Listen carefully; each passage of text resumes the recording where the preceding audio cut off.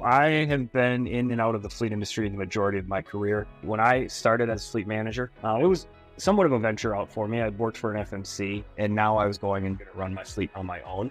I was kind of chasing my tail a little bit, to be honest with you, because I didn't have a great grasp of what a PM cost me, how much my fleet replaced tires on a given month, which months we're going to go have higher cost of tires versus which ones we're going to have lower cost. Fleets seem to be kind of the ignored stepchild, if you will, of a business. There was a lot of lack of understanding internally from financial leaders, et cetera, as far as what a fleet brought to a company and also where the costs were.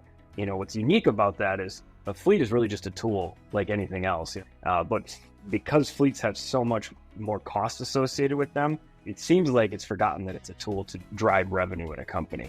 I think the biggest thing would just be understanding what drives your costs and where your expenses can come from, and just knowing your data more to have a better control of your fleet. If I had a better understanding early on about what an average PM cost would be, I could then look at how many PMs I was going to need to do that month.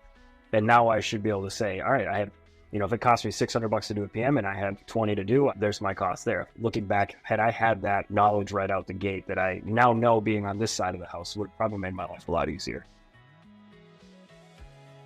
I think the biggest gap is understanding that sometimes you have to spend a little money to save a little money. That's more of a philosophy than anything, and you're not necessarily going to prove that out right away. So you have to get somebody to buy into that idea and be willing to go through the motions for potentially 3, 4, 5 months before they really start to see the turnover. So convincing somebody it's important to do your regular service, because that cuts down on your unexpected repairs over time. But that means now, let's say you're talking to a customer who's not doing regular services regularly. That means you're now asking them to increase their PM costs right out the gate, because you might be asking them to go from 5 PMs a month to 15 or 20, which is going to increase their costs there, with the expectation that 4, 5, 6, 7, 8 months down the road, they will see less overall maintenance costs. But again, that's not an immediate return on investment. So it's really just trying to get people to understand, like, this is what we've seen other customers doing, and they've been successful. Worst case is you took care of your vehicles for a few months, but it's getting them to buy into that philosophy and see the returns on the other side of it. There's always going to be unknowns. You can't predict that an engine's going to blow up middle of the month. But if you can identify, let's say 70% of your known costs, you generally know how many PMs you're going to do. Generally, tires, that's pretty consistent. You have months that use more than less, but it's identifying the knowns and forecasting that and reducing how much of the unknowns you have to plan for.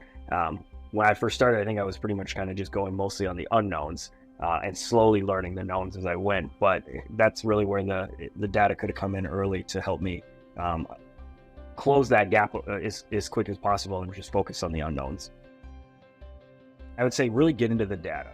Understand the trends of your fleet. Understand what your general costs are, what your PMs cost, how many PMs you generally do a month, where your failures usually are. Look at your backlog of items, your issues. Try to determine how much cost and time would go into those, because then you can take that information and start to actually map out a plan to clear that backlog. I'd also look at my technicians' time or trends as well and determine where are our technicians doing really well, where might there be room for improvement. That could be either actually they're spending too much time on a job, or it could just be data collection. It could very well just be, okay, I'm going to need to work with my guys to coach them a little bit better on really capturing their information, because that all feeds into the data. If they put garbage into the system that we're using, it's going to be garbage out, and I'll have really no way to get a hold of my fleet. If I had spent time early really digging in and understanding the vehicles I was managing, I think I would have had a better grasp early on and not had my fleet controlling me as much as it did.